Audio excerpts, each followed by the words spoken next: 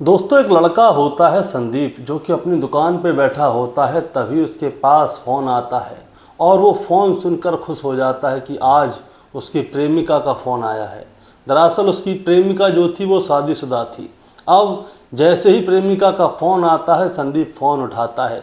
उसकी प्रेमिका कहती है कि जल्दी से मेरे घर पे आ जाओ, कोई भी नहीं है। दरअसल उसकी प्रेमिका उससे कईयों गांव दूर रहती थी, इसलिए घंटों का सफ़र करके संदीप अपनी बाइक उठाता है और पहुंच जाता है अपनी प्रेमिका के पास और प्रेमिका के घर में घुस जाता है, उसके साथ संबंध बनाने लगता है। लेकिन अचानक से ही क्या होता है दोस्तों, संदीप वहां से गायब हो जाता है। अब गायब हो जाता है तो संदीप अब कहाँ गया। लेकिन 4-5 दिन बाद क्या होता है, संदीप की लाश जो है एक नदी में तैरती हुई नजर आती है, जिसके कि हाथ पैर बंधे हुए होते हैं। अब संदीप के साथ ऐसा क्या हुआ कि वो अपनी प्रेमिका से मिलने गया, फिर वो अचानक से गायब हो गया और उसके बाद अचानक से उसकी लाश एक नदी में तैरती हुई मिली।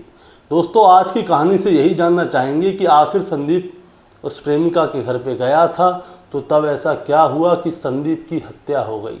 दोस्तों, कहानी शुरू करेंगे उससे पहले मैं आपसे बस यही कहना चाहूँगा कि अगर आप चैनल पे नए हैं तो चैनल को सब्सक्राइब कर दीजिएगा, क्योंकि हम रोज़ाना शाम को 8 बजे आपके लिए एक ऐसी ही सच्ची घटना की स्टोरी लेकर आते हैं। नमस्कार दोस्तों, मैं गौरव शर्मा और आप देख रहे हैं गौरव शर्मा सफ़र। दोस्तों, आज की जो सच्ची घटना मैं आपको सुनाने जा रहा हूँ, ये सच्ची घटना है हरियाणा के सोनीपत की, और सोनीपत का ही एक गांव है खिजरपुर। अब दोस्तों, खिजरपुर गांव में 15 सितंबर 2024 की दोपहर की बात है। एक दुकान होती है, वहाँ पे संदीप नाम का लड़का होता है। दरअसल ये दुकान संदीप की ही है। अब दोपहर में संदीप के पास एक फ़ोन आता है। अब संदीप उस फ़ोन पे बात करता है और उससे कहता है कि मैं अभी आता हूँ 10-15 मिनट में। अब वो जो उसकी दुकान पे लोग कारीगर थे, उन वहाँ पे जो काम किया करते थे, संदीप उनसे कहता है कि तुम लोग रुको, तुम लोग काम करो, मैं थोड़ी देर में आता हूँ। अब संदीप वहाँ से निकल जाता है। अब संदीप वहाँ से निकल जाता है तो समय बीतने लगता है। सुबह दोपहर से लेकर रात हो जाती है, लेकिन संदीप वापस नहीं आता। अब जब संदीप वापस नहीं आता तो उसके घर वाले और उसकी दुकान के लोग क्या करते हैं, उसको फ़ोन करते हैं। अब फ़ोन करते हैं तो उसका मोबाइल स्विच ऑफ होता है। तो उसके परिवार के लोग सोचते हैं कि शायद संदीप कहीं पे गया होगा अपने यार दोस्तों के साथ, या किसी काम से बाहर गया होगा और उसका मोबाइल स्विच ऑफ हो गया होगा। लेकिन संदीप जो है दोस्तों, अगले दिन भी घर नहीं आता। अब 15 से 16 हो जाती है, 17 हो जाती है और अब आ जाती है 18 तारीख। अब घर वाले बड़े ज़्यादा परेशान हो जाते हैं, क्योंकि उन्होंने संदीप को हर जगह ढूंढा था। उसके यार दोस्तों से पूछ लिया, जिन जिन के यहाँ पे वो जा सकता था उन सभी से पूछ लिया, लेकिन संदीप अभी तक मिला नहीं है। अब उसके घर वाले क्या करते हैं, सीधे पुलिस स्टेशन जाते हैं। अब 18 सितंबर 2024 को संदीप के परिवार के लोग थाना पराना में जाते हैं और संदीप की गुमशुदगी की रिपोर्ट लिखवा देते हैं।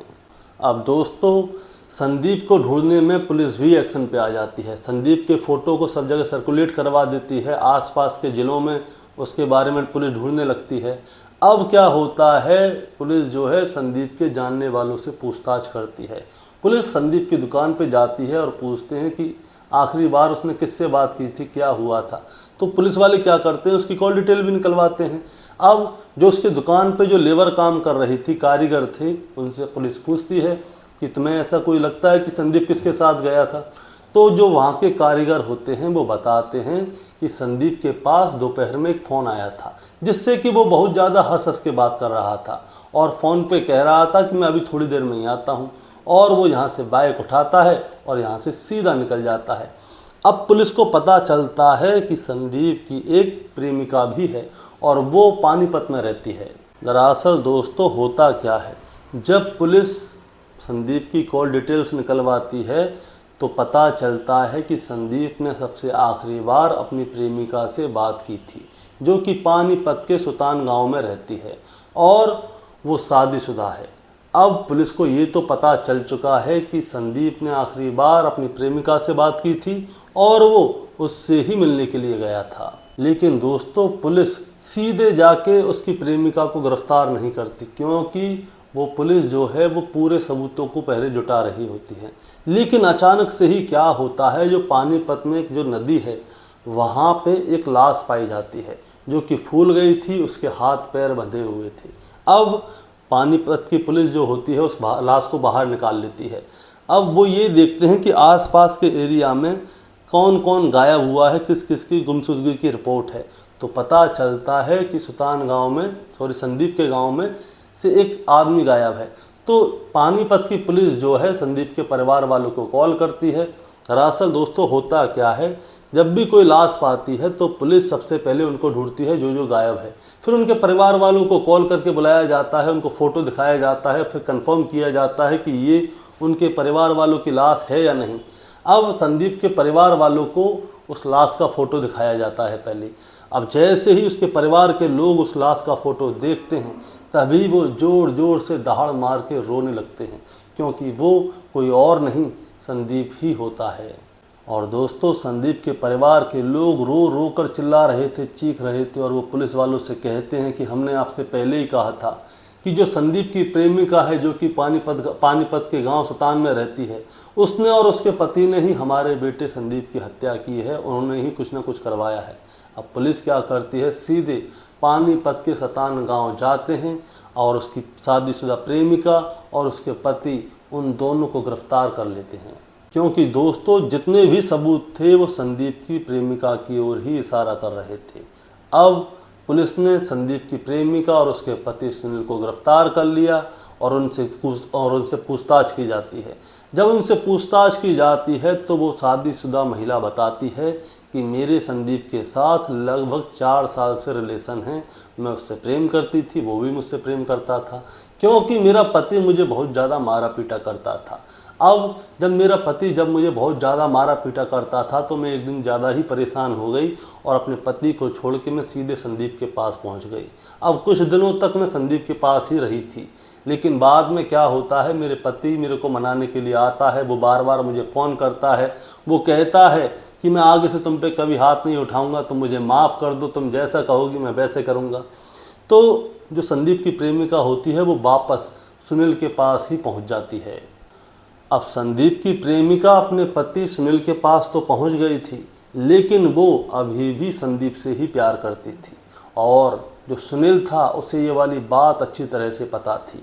लेकिन सुनील के मन में क्या है, एक ठेस थी, क्योंकि उसकी पत्नी जो थी वो सुनील के साथ कुछ दिनों तक रह के आई थी। दरअसल दोस्तों ये नॉर्मल सी बात है, अगर किसी की भी पत्नी किसी और के साथ रह के आएगी तो उसे तो बुरा लगेगा ही, और अब सुनील को भी बहुत ज़्यादा बुरा लग रहा था। अब सुनील कहता है कि तुम मुझसे प्यार करती हो, वो कहती है हाँ। तो वो कहती है कि मुझे बहुत बुरा लगा था जब तुम मेरे को छोड़ के संदीप के पास गई थी, और संदीप की वजह से ही हमारा घर खराब हुआ है, इसलिए मैं चाहता हूँ कि तुम संदीप को फ़ोन करके बुलाओ और उससे कहो कि आज मेरे घर पे कोई नहीं है, तुम आ जाओ। अब पहले तो उसकी पत्नी ना नकुर करती है, लेकिन वो समझाता है, वो कहता है कि ज़िंदगी भर पति के ही साथ रहना है और पति ही तुम्हारा ख्याल रखेगा। प्रेमी कभी अपनी प्रेमिका को अपने साथ नहीं रखता, लेकिन पति हमेशा अपनी पत्नी को अपने साथ रखता है। अब उसकी जो प्रेमिका थी, संदीप की प्रेमिका थी, वो समझ जाती है। अब वो क्या करती है, 15 तारीख की सुबह संदीप के पास फ़ोन करती है और कहती है कि मेरा जो पति है वो 2-3 दिन के लिए बाहर गया हुआ है और हमारे पास बहुत अच्छा मौका है, अब तुम चाहो तो जल्दी से आ जाओ, हम दोनों यहाँ पे मज़े करेंगे। और अब उधर से जो संदीप होता है वो फ़ोन उठाता है, वो कहता है कि तुम चिंता मत करो, मैं थोड़ी ही देर में तुम्हारे पास आता हूँ। और अब संदीप अपनी दुकान से मोटरसाइकिल उठाता है और अपने प्रेमिका के घर की ओर निकल पड़ता है। अब पूरा 1 घंटे का सफ़र करके संदीप पानीपत के सुतान गांव पहुंचता है और सीधे अपने प्रेमिका के कमरे में घुस जाता है और उसके साथ सीधे संबंध बनाने लगता है। अब जैसे ही वो अपनी प्रेमिका को बेड पे लेटाता है, वो अपनी प्रेमिका को दोस्तों बेड पे लेटाता ही है, तभी क्या होता है, जो सुनील होता है उसके प्रेमिका का पति, वो 2 आदमियों के साथ तुरंत कमरे में घुस आता है और वो इतने मोटे मोटे डंडे लेकर आते हैं और वो तीनों लोग बुरी ही तरह से संदीप पर डंडों से वार करने लगते हैं। वो उसे तड़पा रहे होते हैं, उसके हाथ पैरों को तोड़ रहे होते हैं, और जो उसकी प्रेमिका थी जो कि उससे प्रेम करती थी, वो वहाँ पर खड़ी होकर ये सारी चीज़ें देख रही थी कि जो उसका प्रेमी है संदीप, उसे वो लोग तड़पा तड़पा के मार रहे हैं। अब क्या होता है दोस्तों, वो लोग संदीप को मार मार के थक गए थे और संदीप भी अधमरा हो चुका था। वो क्या करते हैं, उसको एक कमरे में बंद करते हैं। उसका फ़ोन उन्होंने पहले ही छीन लिया था और स्विच ऑफ कर दिया था, और उस कमरे को बाहर से ताला लगाते हैं। वो तीनों चारों लोग बैठते हैं, फिर खाना खाते हैं। अब शाम का समय हो जाता है। अब शाम का समय हो जाता है, तब वो सोचते हैं कि इसको बाहर लेकर आएँ, लेकिन होता क्या है, उनको नींद आती है, वो खाना पीना खाते हैं और सो जाते हैं। अब अगले दिन सुबह उस कमरे को खोलकर देखा जाता है, और जब वो लोग अंदर जाकर देखते हैं तब तक संदीप मर चुका होता है।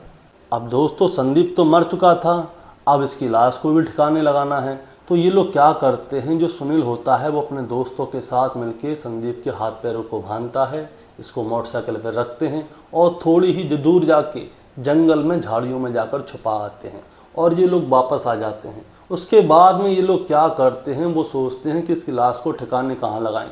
तो ये लोग क्या करते हैं, जगह ढूंढने लगते हैं। अब दिन आता है तीसरे दिन क्या करते हैं, ये लोग उसकी लाश को लेकर पानीपत वाली जो नदी होती है उसमें जाकर फेंक आते हैं।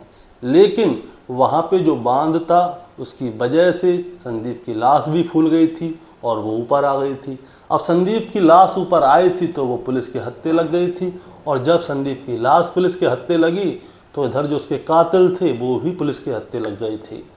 दोस्तों अब जो सुनील था और उसकी पत्नी थी, यानी कि संदीप की प्रेमिका, इन दोनों को तो पकड़ लिया गया है। पुलिस ने इन दोनों को कोर्ट में हाजिर करके जेल भी भेज दिया है। लेकिन अभी जो उनके दो साथी थे वो गायब हैं, और पुलिस जल्द ही उन्हें भी पकड़ेगी, उनको भी पकड़ के सीधे जेल पहुंचाएगी। दोस्तों इस कहानी को सुनाने का मतलब आपको परेशान करना या विचलित करना नहीं था, बस आपको बताना था और जताना था। जताना ये था कि आज का समय बहुत ज़्यादा ख़राब हो गया है, कभी भी किसी के ऊपर भी विश्वास नहीं कर सकते। उसकी वजह ये है, ये जो प्रेमिका थी संदीप की, उसने अपने पति के कहने पे संदीप को बुलाया। वो उससे प्यार करती थी और उसने अपने प्रेमी को बुलाया, और उसके सामने ही उसका पति और उसके साथी उसको मार रहे हैं। अब उसे मार रहे हैं, वो उसको बचा भी नहीं रही।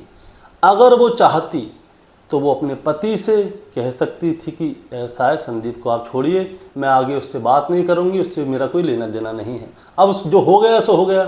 लेकिन उसने ऐसा नहीं कहा। उसने संदीप को कॉल किया और अपने पति के कहने पे अपने घर पे बुलाया और उसको मरवा दिया।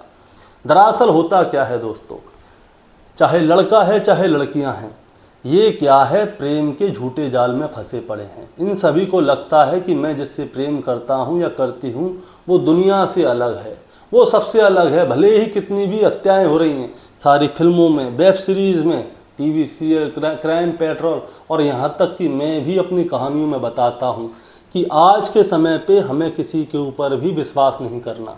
लेकिन जब कोई लड़का या लड़की किसी से प्यार करता है तो वो अपनी आंखों पे काली पट्टी बांध लेता है, और उसके मन में बस एक ही चीज़ होती है, जिससे मैं प्यार करता हूँ वो दुनिया का सबसे अच्छा इंसान है और वो मेरे साथ कभी भी कोई गलत काम नहीं कर सकता। लेकिन दोस्तों ये आपकी गलतफहमी है। गलतफहमी इसलिए है क्योंकि वो आपसे कभी प्यार नहीं करता, वो सिर्फ एक ऑप्शन की तलाश में है। जब आपसे बेटर उसे मिलेगा वो तुरंत आपको छोड़ के जाएगा।